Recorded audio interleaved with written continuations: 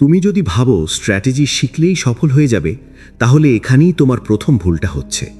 কারণ স্ট্র্যাটেজির আগেও একটা জিনিস দরকার, আর সেটা হলো মাইন্ডসেট। এই কথাটা সবাই বলে, কিন্তু কেন বলে সেটাই বেশিরভাগ মানুষ বোঝে না।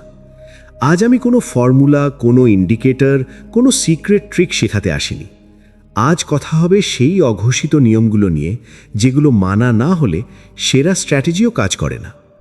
শুরুতেই একটা প্রশ্ন নিজেকে করো, তুমি কেন সফল হতে চাও? সত্যি করে উত্তর দাও। টাকা, সম্মান, স্বাধীনতা, নাকি শুধু অন্যকে দেখানোর জন্য? কারণ তোমার এই কেনটাই ঠিক করে দেয় তুমি কত দূর যেতে পারবে। যাদের লক্ষ্য পরিষ্কার না, তারা একটু কষ্ট হলেই দিক বদলায়। আজ এই স্ট্র্যাটেজি, কাল ওই কোর্স, পরশু অন্য কিছু। কিন্তু যে মানুষ জানে সে কেন শুরু করেছে, সে মানুষ মাঝপথে থামে না। প্রথম অঘোষিত নিয়মটা হলো, তুমি ফলের প্রেমে পড়বে না, প্রক্রিয়ার প্রেমে পড়বে।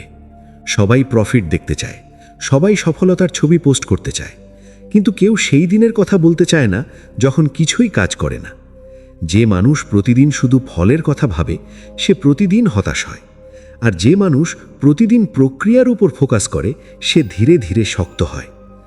আজ প্রফিট হলো কি না সেটা তোমার কন্ট্রোলে নেই, কিন্তু আজ তুমি ঠিক কাজটা করেছো কি না সেটা তোমার কন্ট্রোলে আছে। এই চিন্তাটা মাথায় ঢুকতে পারলেই খেলা বদলে যায়। অনেক সময় তুমি দেখবে একই স্ট্র্যাটেজি দুইজন ব্যবহার করছে, একজন এগোচ্ছে, আরেকজন আটকে আছে। পার্থক্য কোথায়? পার্থক্যটা এখানে যে একজন ডিসিপ্লিন মানে, আরেকজন নিজের ইমোশনের কথা শোনে। মাইন্ডসেট দুর্বল হলে ইমোশন তোমাকে চালাবে, আর মাইন্ডসেট শক্ত হলে তুমি ইমোশনকে চিনবে কিন্তু ফলো করবে না। দ্বিতীয় অঘোষিত নিয়মটা হলো, ক্ষতিকে শত্রু ভাবা যাবে না। বেশিরভাগ মানুষ লসকে অপমান মনে করে আমার সাথে এটা কিভাবে হলো। এই চিন্তাই সবচেয়ে বিপজ্জনক। কারণ তুমি যখন লসকে শত্রু ভাবো, তখন তুমি সেটা লুকোতে চাও, অস্বীকার করতে চাও, রিকভার করতে চাও। আর এখান থেকেই শুরু হয় সবচেয়ে বড় ভুলগুলো। বাস্তবতা হলো, ক্ষতি শেখায়, ক্ষতি ছাড়া পরিপক্কতা আসে না। যে মানুষ ক্ষতির সাথে বসে থাকতে শেখে, সেই মানুষই বড় সিদ্ধান্ত নিতে পারে। একটু ভেবে দেখো, জীবনে তুমি যা কিছু ভালোভাবে শিখেছ, তার বেশিরভাগই কি ভুল থেকে আসেনি? তবু কেন আমরা লস এলেই আতঙ্কিত হই?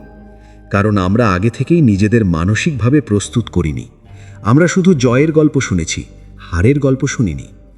মাইন্ডসেট ঠিক থাকলে তুমি লসকে ব্যক্তিগত অপমান মনে করবে না, বরং তথ্য হিসাবে দেখবে। আর তথ্য মানেই উন্নতির সুযোগ। তৃতীয় অঘোষিত নিয়মটা হলো, ধৈর্যকে দুর্বলতা ভাবা যাবে না। আজকের দুনিয়ায় সবাই দ্রুত চায়, দ্রুত ফল, দ্রুত টাকা, দ্রুত সাফল্য। সোশ্যাল মিডিয়া তোমাকে শেখায় সব কিছু নাকি রাতারাতি সম্ভব, কিন্তু বাস্তবতা ঠিক উল্টো। বড় কিছু তৈরি হতে সময় লাগে, আর এই সময়টা কাটানোর ক্ষমতাই হলো আসল শক্তি। যে মানুষ অপেক্ষা করতে জানে না, সে মানুষ কখনো ধারাবাহিক হতে পারে না। অনেক সময় তুমি দেখবে কিছুই হচ্ছে না, মনে হবে তুমি আটকে গেছো। এই সময়টাই আসলে পরীক্ষা। বেশিরভাগ মানুষ এখানেই ছেড়ে দেয়, ভাবে এটা আমার জন্য না। কিন্তু যারা টিকে থাকে তারা জানে এই নীরব সময়টাই ভিত শক্ত করে। ফল না আসা মানেই ব্যর্থতা নয়, অনেক সময় ফল দেরিতে আসে, কিন্তু বড় হয়ে আসে। মাইন্ডসেটের আরেকটা বড় দিক হলো নিজের সাথে সৎ থাকা।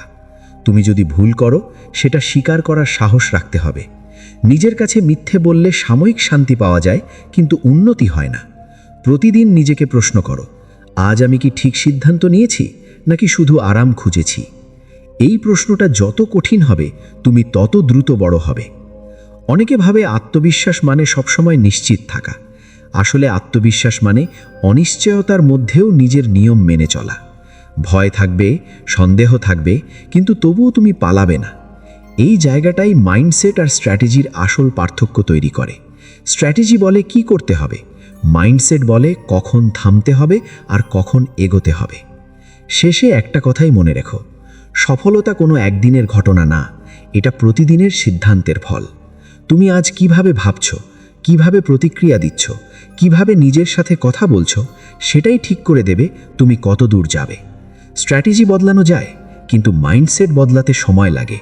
আর যে এই সময়টা দিতে পারে, সফলতা একদিন তাকে খুঁজে নেয়।